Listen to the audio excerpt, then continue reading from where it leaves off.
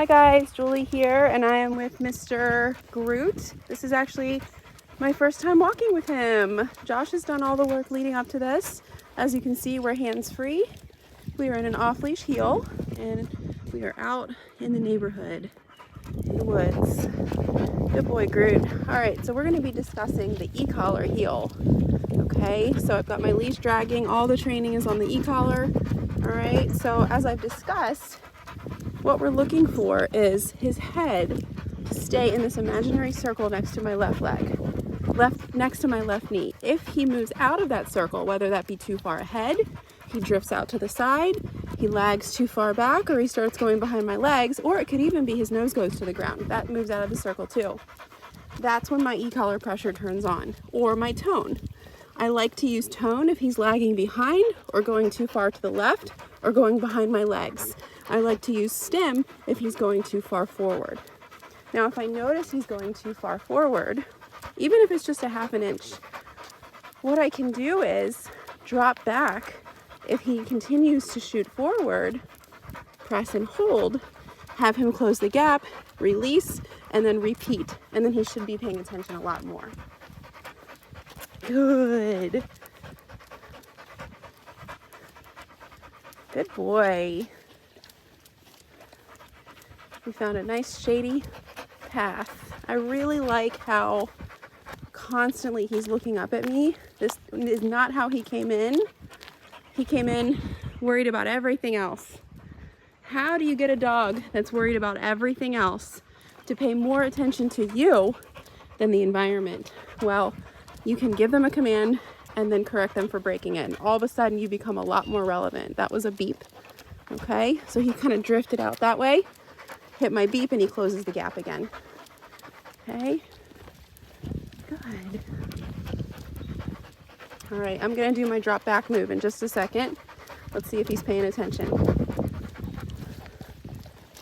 Drop back, good. None of that is leash guidance, okay? That's all him. It works so well because if he's paying attention, he won't make the mistake. If he's looking around, looking at everything else, I'm gonna beep right here. If he's looking at everything else, he's not prioritizing me, which means he won't know when I drop back because he's looking ahead and he'll go too far forward, which gives me justification to correct. That is my best move that I give owners that they say actually works. Now, there's another move I like to do too. You'll be walking, and as you're walking, you lift up your left heel and boop, tap it in the center of his chest. At the same time you make contact, you click your collar. Creates a physical boundary that he is not going to want to bump into, literally. Boop, okay? So then randomly, you lift your heel up, and it will not make contact because he's so far back. This is how we keep really pushy dogs behind us, by setting a boundary. Now, each person has to do this for themselves. He's not gonna just automatically give this for free. He'll walk differently with each person depending on the boundaries that they've set. I know, buddy. We're gonna get you some water. We're gonna find this pocket of shade and show you how I give him a break. So we stop. He should sit. If he doesn't sit, you can tell him to sit, click the remote, stay. He should stay until you either give him another command or release him. So this is how you're going to be giving him a break. You don't just want to say break as he's walking. You always want to separate it with a sit in between heel and break. Okay? Break. Good job. Now he can go be a dog. Now he can go do all the sniffing, all the marking, all the pottying, exploring that he wanted to do on the walk. That makes it not so fun for us while we have the leash in our hands. But now he's got this reliable off-leash freedom that if at any time something comes into the environment that I need to get him to me, I actually can. Good boy, buddy. Break. Good boy.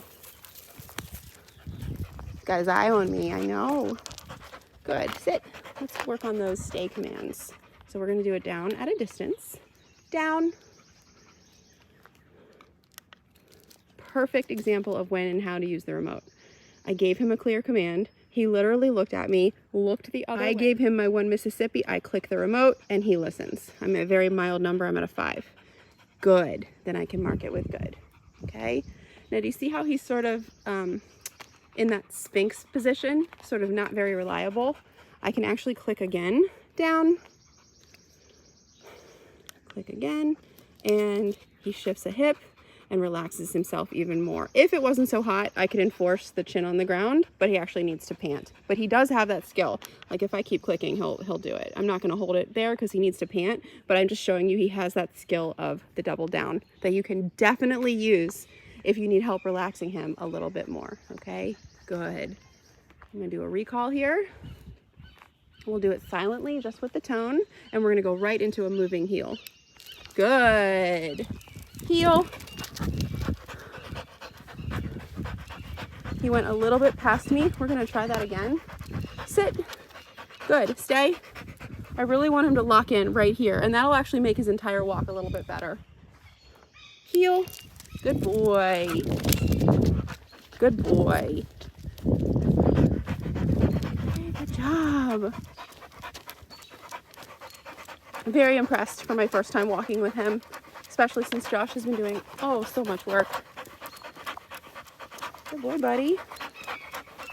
Drop back, pressure on, pressure off. See how it makes the entire walk better. So remember, all of this is without a leash because everything is on here. We don't ever want to be pulling him around. Good job, buddy. We're gonna go get you some water.